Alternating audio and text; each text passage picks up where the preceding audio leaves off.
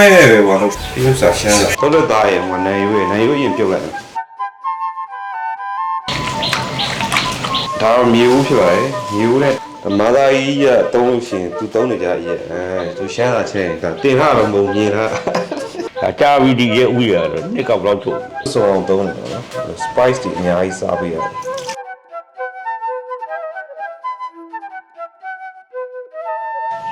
ဒါလည်းဖြူနေဟာလေး ဒီစီလို့ ဟောနည်းနည်းလေးကြည်သွားရင်ရတယ် ပြောလေ မင်းနဲ့ဖင်နဲ့တည့်ရဘယ်လောက်ကြာ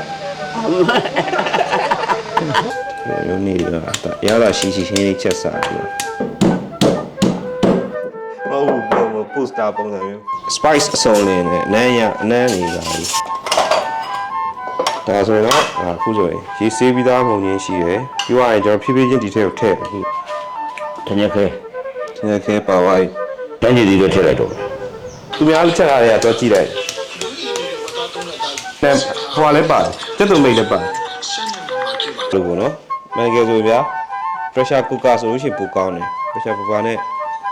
ဒါဝယ်ပြီးနောက်တစ်ခါ pressure cooker ဝယ်ဖို့ပဲကျန်တယ်အားလုံးမီးဖို့ထောင်းမဲ့ဟာရေအကုန်လုံးမီးဖို့လည်းအရင်ဆုံးပိုးတက်လိုက် ဒီမိုက်လောက်တာအဲ့တော့မများပါဘူးဘယ်နဲ့အစာရဲများနေ ဗျာ သူများရဲ့လောက်တာအဲ့တော့အစာရဲမများဘူးဘာမှမခဲဘူးသူကလူအေးကုန်ကြောက်တဲ့ဟင်းမဟုတ်ဝတ်စာဖြစ်တော့ ဒါမထဲတော့လေဒါတက်ထောင်းပါ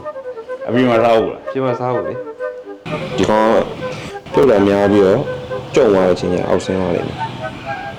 ဟုတ်တယ်စားတယ်ဒီကစားတယ်ဒီလိုညာတော့နှစ်ကြတဲ့ဝတ်သားတုံးတွေကိုသိရှိရမှာဖြစ်ပါရဲ့ဝတ်သားထဲမင်းဝိုင်ကွာ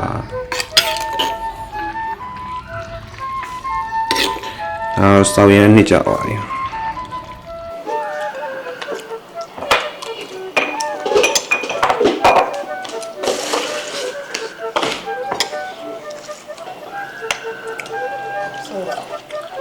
အမေဟိုထက်ဒီထက်